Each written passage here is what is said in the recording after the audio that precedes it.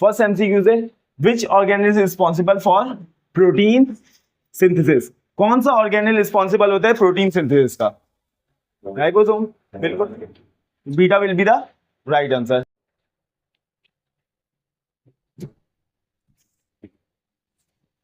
What is the function of Golgi apparatus? क्या function है Golgi apparatus का? Option C, packaging and modification of proteins. सही है, pack करता है प्रोटीन को और उसको मॉडिफाई करता है, तो option C will be the right answer. देखो third MCQs, which structure is known as the power house of the cell?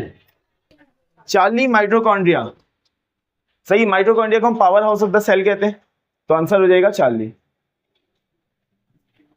Which organelle contains digestive enzymes? Lysosomes. Lysosomes के पास डाइजेस्टिव एंजाइम होते हैं। What is the primary function of ribosomes? क्या होता है primary function of ribosomes? Beta, synthesis of protein. सही है, तो beta will be the right answer. Which organelle contains its own genetic material? Mitochondria. अच्छा, यहाँ पे माइटोकॉन्ड्रिया नहीं होता, क्लोरोप्लास्ट होता, तब भी आंसर क्या होता? क्लोरोप्लास्ट होता, क्योंकि क्लोरोप्लास्ट और माइटोकॉन्ड्रिया ऐसे स्ट्रक्चर्स है जिनके पास अपना डीएनए होता है, तो delta will be the right answer. Which structure regulates what enters and leave the cells? Plasma membrane, बिल्कुल, beta will be the right answer. Easy question है। In plant cells, what provides structural support and protection? Cell wall. Plant cell में structural support कौन provide करता है? Cell wall provide करता है। अगर animal cell लिखा हुआ होता तो cell membrane होता, सही है, मगर plant cell लिखा हुआ है तो आंसर हो जाएगा Charlie, cell wall।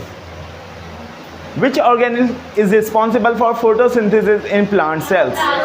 Chloroplast is responsible for photosynthesis in plant cells, तो Charlie will be the right answer. Which structure is common to both prokaryotic and eukaryotic cells? अच्छा, सेल मेम्ब्रेन प्रोकैरियोटिक और eukaryotic दोनों में क्या है? Common है, सही है। न्यूक्लियस नहीं, कॉमन नहीं है प्रोकैरियोटिक और यूकैरियोटिक में। माइटोकॉन्ड्रिया नहीं है कॉमन, क्योंकि माइटोकॉन्ड्रिया और न्यूक्लियस दोनों मेम्ब्रेन बाउंड ऑर्गेनेल है। क्लोरोप्लास्ट मेम्ब्रेन बाउंड ऑर्गेनेल, तो कॉमन नहीं है। आंसर क्या हो जाएगा? सिर्फ सेल मेम्ब्रेन ऐसा स्ट्रक्चर है जो प्रोकैरियोटिक सेल में भी होता है और यूकैरियोटिक सेल में भी होता है। आंसर हो जाएगा beta, cell membrane. Which organelle contains pigment that give plant their green colour? Chloroplast के पास ग्रीन कलर होता है, और क्लोरोप्लास्ट के पास भी ग्रीन कलर क्यों होता है? क्लोरोफिल की प्रेजेंस की वजह से, क्योंकि क्लोरोप्लास्ट के पास क्लोरोफिल मौजूद होता है और क्लोरोफिल का कलर होता है ग्रीन, इसलिए क्लोरोप्लास्ट प्लांट को ग्रीन कलर प्रोवाइड करता है, तो अल्फा हो जाएगा राइट आंसर।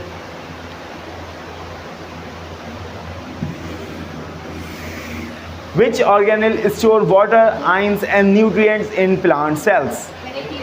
वैक्यूल, बिल्कुल सही।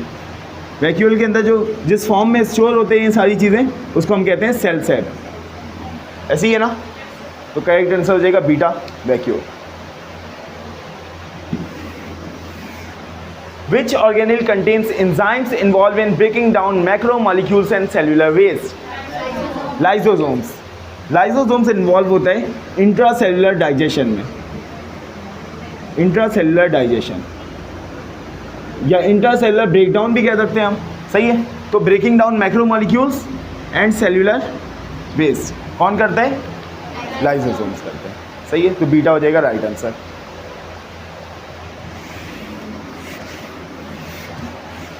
Which organelle is responsible for the synthesis of phospholipids and steroids in eukaryotic cell?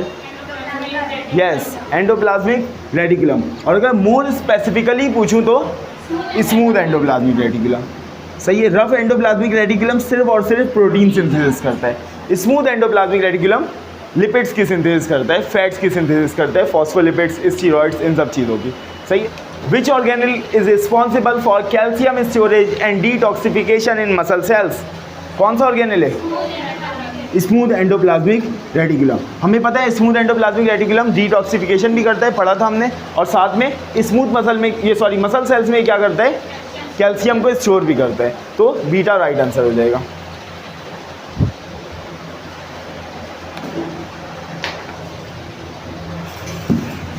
Which organelle contains Christy and is responsible for cellular respiration? Mitochondria. Mitochondria के पास Christie होते हैं, सही, और वो किस लिए रिस्पॉन्सिबल होते हैं, सेलुलर रेस्पिरेशन के लिए। क्रिस्टी किसको कहते हैं, इनर मेम्ब्रेन ऑफ माइटोकॉन्ड्रिया, सही है। तो चार्ली हो जाएगा right answer. What is the function of the nucleolus? बिल्कुल सही, सिंथेसिस ऑफ राइबोसोम्स। राइबोसोम्स की सिंथेसिस करता है, और राइबोसोम्स की सिंथेसिस न्यूक्लियोलस करता है। न्यूक्लियोलस की सिंथेसिस कौन करता है? Yes, secondary constriction. Secondary constriction in chromosomes. Chromosomes में जो सेकेंडरी कॉन्स्ट्रिक्शन होती है वो किसकी सिंथेसिस करती है? न्यूक्लियोलस की, सही है।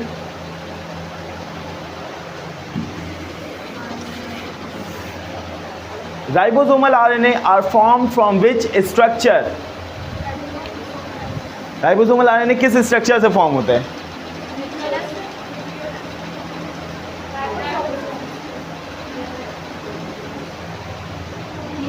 डीएनए।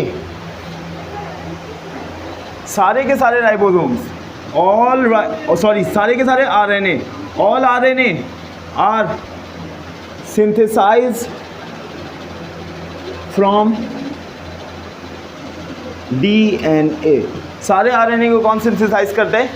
डीएनए सिंथेसाइज करता है। मैसेंजर आरएनए को भी, राइबोसोमल आरएनए को भी, और ट्रांसफर आरएनए को भी, तीनों आरएनए को डीएनए सिंथेसाइज करता है। हाँ, वो राइबोसोमल आरएनए डीएनए से बनने के बाद चले जाते हैं न्यूक्लियोलस के पास, जहाँ पे वो प्रोटीन के साथ कंबाइंड होकर क्या बना लेता है? राइबोसोम्स बना लेता है। मगर बनाता कौन है राइबोसोमल आरएनए को? डीएनए बनाता है, सही। तो बीटा हो जाएगा right answer. Which organelle is involved in the modification, sorting and packaging of proteins and lipids? Golgi apparatus। बिल्कुल, गोल्जी एपेटस के सारे फंक्शंस लिखे हुए हैं यहाँ पे। मॉडिफिकेशन भी, स्टोरिंग, सॉर्टिंग भी, पैकेजिंग भी, प्रोटीन और लिपिड की, ये सारे फंक्शंस हैं गोल्जी एपेटस के। Charlie will be the right answer. Which structure allows plant cells to communicate and exchange materials directly? Yes, plasmodesmator, सही है। Which organelle is responsible for breaking down old and damaged organelles and molecules? Lysosomes, बिल्कुल। और अगर ये किसी old या damage organelle को digest कर रहे हैं तो उस प्रोसेस को क्या बोलेंगे? ऑटोफेगी। याद है? तो यहाँ पे किसके बारे में पूछा जा रहा है कि ऑटोफेगी कौन सा ऑर्गेनेल करता है? कौन सा ऑर्गेनेल करता है ऑटोफेगी? लाइसोसोम। तो Charlie will be the right answer. Which organelle is unique to plant cell and is responsible for maintaining turgor pressure? बहुत आसान है, बीटा सेंट्रल वैक्यूल, सही है। किसमें? ये कॉन्ट्रेक्टाइल वैक्यूल प्रेजेंट होता है पैरामीशियम वगैरह में, यूनिसेल्यूलर यूकैरियोट्स में, पैरामीशियम, यूग्लिना, इन सब चीज़ों में, जो इसके फ्लैजिला को मूव करवाने में मदद करता है, सही है। वो कॉन्ट्रैक्ट करता है कॉन्ट्रेक्टाइल वैक्यूल, और उसके फ्लैजिला क्या करते हैं? मूव करते हैं, और सेल में और भी कॉन्ट्रैक्शन में काम करते हैं, सही है। और सेंट्रल वैक्यूल प्लांट में प्रेजेंट होता है, जो कि प्लांट को टर्गर प्रेशर प्रोवाइड करते हैं। समझ में आ गई बात? What is the primary function of the nuclear pores? Synthesis of RNA नहीं, एक एक करके देख लेते हैं। Regulation of molecules entering and leaving the nucleus, हाँ ये हो सकता है। ब्रेकिंग डाउन ऑफ मैक्रोमॉलिक्यूल्स, नहीं ये नहीं हो सकता। डेल्टा डिटॉक्सिफिकेशन, ये भी नहीं हो सकता। तो आंसर क्या हो जाएगा? Right answer beta. Beta will be the right answer. Which organelle contains thylakoid and is involved in photosynthesis? Chloroplast, Charlie, सही है। क्लोरोप्लास्ट के अंदर थाइलेकॉइड होते हैं, और थाइलेकॉइड के स्टैक को क्या बोलते हैं? गिरेनम। तो गिरेनम के बारे में एमसीक्यू है, तो वो भी कहाँ होता है? क्लोरोप्लास्ट के अंदर होता है। Which type of cell is longest in the human body? बिल्कुल, neurons. Neurons are the longest cell. सही, सबसे लॉन्गेस्ट सेल न्यूरॉन्स होते हैं।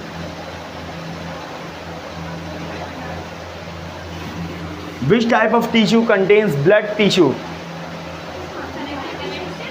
Yes, blood is the softest connective tissue.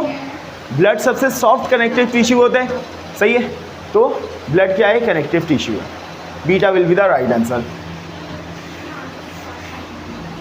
Which structure in a plant cell is non living? Cell wall non living होता है। Beta will be the right answer. Nucleus, cytoplasm और mitochondrion तीनों के तीनों क्या होते हैं? लिविंग होते हैं। सही है, तो beta will be the right answer.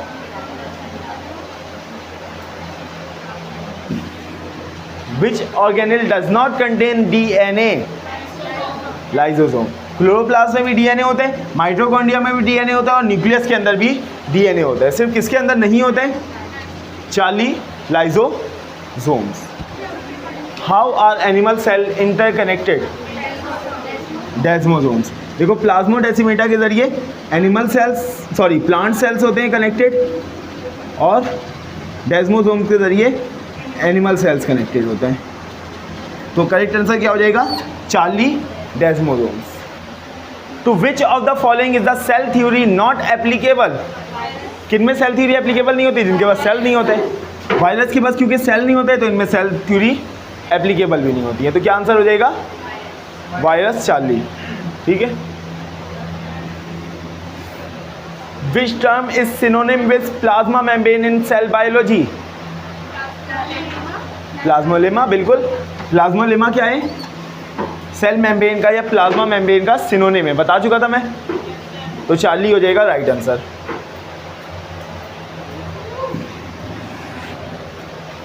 The endoplasmic reticulum is continuous with which organelle? किस ऑर्गेनेल से कंटिन्यूअस होता है? Nuclear envelope. बिल्कुल बिल्कुल, ये देखो, ये सेल होते हैं, ये न्यूक्लियस होता है। देखो, इसमें प्लाज्मा मेम्ब्रेन नहीं है। प्लाज्मा मेम्ब्रेन होता तो वो भी करेक्ट आंसर हो जाता। ये देखो, rough endoplasmic reticulum is connected with nuclear membrane and smooth endoplasmic reticulum is connected with plasma membrane. तो एमसीक्यूज है, स्मूथ एंडोप्लाज्मिक रेटिकुलम किससे कनेक्टेड होता है? तो प्लाज्मा मेम्ब्रेन से। और रफ एंडोप्लाज्मिक रेटिकुलम किससे कनेक्टेड होता है? न्यूक्लियर मेम्ब्रेन से। और न्यूक्लियर मेम्ब्रेन की कौन सी मेम्ब्रेन? Outer membrane. सही है, rough endoplasmic reticulum nuclear membrane की आउटर मेम्ब्रेन से कनेक्टेड होता है, और smooth endoplasmic reticulum plasma membrane की, प्लाज्मा मेम्ब्रेन में तो एक ही मेम्ब्रेन होती है ना, तो वो सिंगल मेम्ब्रेन होता है। सही है, तो समझ में आ गई बात? तो एंडोप्लाज्मिक रेटिकुलम किससे कनेक्टेड होता है? सिर्फ एक ही है, न्यूक्लियर एनवेलप। तो 40 आंसर हो जाएगा न्यूक्लियर एनवेलप। और न्यूक्लियर एनवेलप की भी आउटर मेम्ब्रेन से, किससे? आउटर मेम्ब्रेन से कनेक्टेड होगा। सही है, तो 40 हो जाएगा राइट आंसर।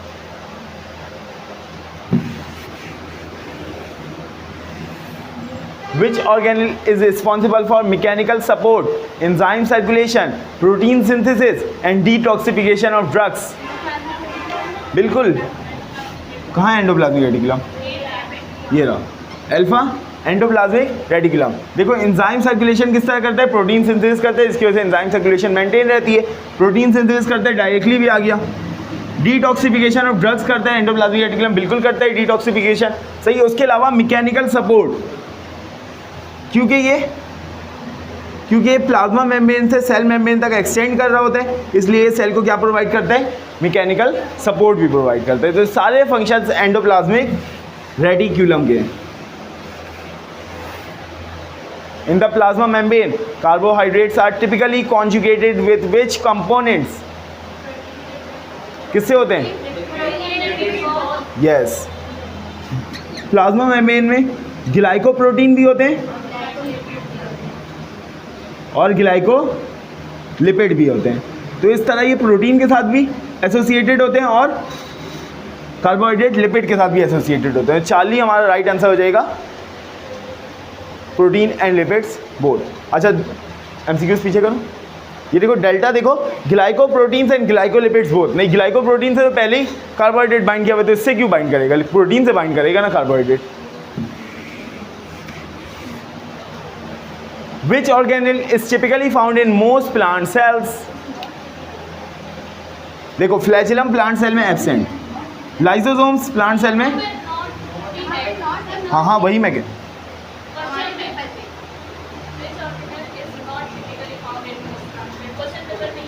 क्वेश्चन पेपर में ये, हाँ तो उसमें से नोट काट दो और सबको नंबर मतलब नंबर दे दो अपने आप को, ये है question.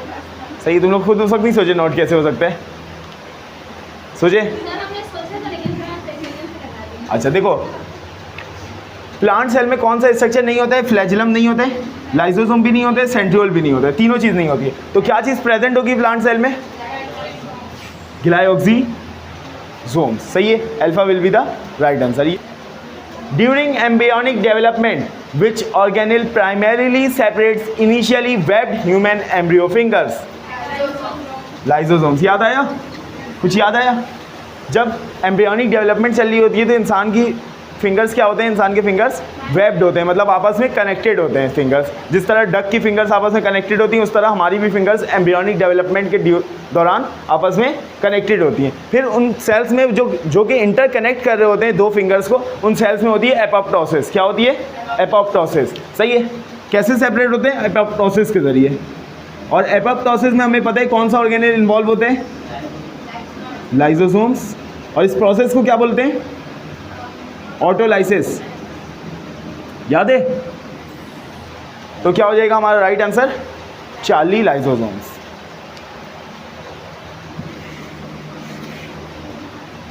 A prominent structure within a non-dividing nucleus appears as a densely stained mass of granules and fibers adjacent to chromatin. What is this structure? कौन सा स्ट्रक्चर होता है? न्यूक्लियोलस होता है। सही है, समझ में आ गया? समझाऊं? आ गया? सही, आगे कर दो। Movement of substances across the cell membrane without requiring metabolic energy expenditure is known as passive transport. बिल्कुल, पैसिव ट्रांसपोर्ट में एनर्जी सर्व नहीं होती है, क्योंकि ये पैसिव ट्रांसपोर्ट क्या होती है? डाउन हिल होती है, या फिर हम कह सकते हैं टूवर्ड्स कंसंट्रेशन ग्रेडियंट होती है, टूवर्ड्स द कंसंट्रेशन ग्रेडियंट, या फिर हम कह सकते हैं हायर कंसंट्रेशन से लोअर कंसंट्रेशन की तरफ होती है, इसलिए इसमें एनर्जी कंज्यूम नहीं होती है। Autophagosome primary serve to alpha, देखो, digest part of their own cells to produce energy. नहीं, एनर्जी प्रोड्यूस करने के लिए तो नहीं होता है ये। Digest old and worn out cell organelles, ये हो सकते हैं, बिल्कुल सही है। पुराने और ख़राब सेल ऑर्गेनल्स को क्या कर दिया जाता है? डाइजेस्ट कर दिया जाता है ऑटोफेगोसोम बना के, ये हो सकता है। Assist in extra cellular digestion, नहीं, ये तो इंट्रा सेलुलर डाइजेशन होती है। सेल के ऑर्गेनल्स को अगर वो किया जा रहा है, डाइजेस्ट किया। ऑटोफेगोसोम में क्या होता है? सेल, एक सेल ऑर्गेनल होता है और इसके साथ क्या अटैच हुआ होता है? एक लाइसोसोम अटैच हो रहा होता है, हुआ होता है, और प्रोसेस चल रहा होता है ऑटोफेगी का, यानी वो सेल ऑर्गेनल डिस्ट्रॉय हो रहा होता है। ऐसे ही है ना? तो एक्स्ट्रा सेलुलर तो हो नहीं सकता ये, तो ये भी गलत हो जाएगा, बोथ वाला ऑप्शन भी गलत हो जाएगा। सिर्फ सही कौन सा ऑप्शन है? Beta will be the right answer. समझ में आई बात? आई? किसी को नहीं समझ में आया तो पूछ लेना।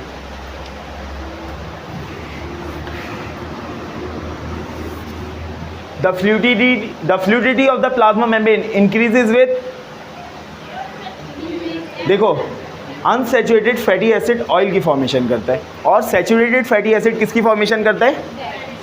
फैट्स की फॉर्मेशन करता है। तो जितना ज़्यादा फैट जितना ज़्यादा होगा, फ्लूइडिटी उतनी कम होगी, और ऑयल जितना ज़्यादा होगा, फ्लूइडिटी उतनी ज़्यादा होगी। तो अब देख लेते हैं, अनसैचुरेटेड जहाँ पे ज़्यादा होगा वही आंसर होगा। सही, तो fluidity of the plasma membrane कौन बढ़ाता है? Increase in unsaturated fatty acid in the membrane, बिल्कुल सही। Increase in saturated fatty acid in membrane, नहीं। Increase in glycolipids content in the membrane, ताल्लुक ही नहीं है इससे कोई फ्लूइडिटी का। Increase in phospholipid content in the membrane, नहीं। तो आंसर क्या हो जाएगा हमारा? अल्फा।